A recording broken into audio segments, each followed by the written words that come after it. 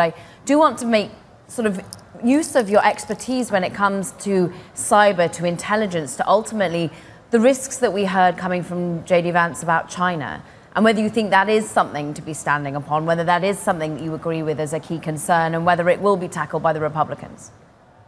You know, regardless of J.D. Vance's views, say on January 6th as an election denier or what he does, the fact is China is a bipartisan, there's sort of a bipartisan support to look at China as the threat that they are. And, we talked about, stealing IP. We've talked about things like that with China.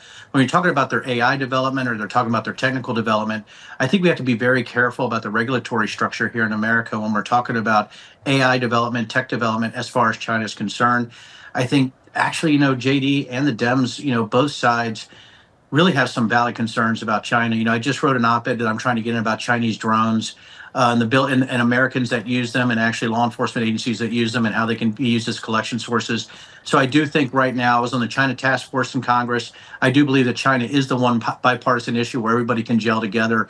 And regardless of their past views or things like that, I think that the specific China issue is something we really have to worry about.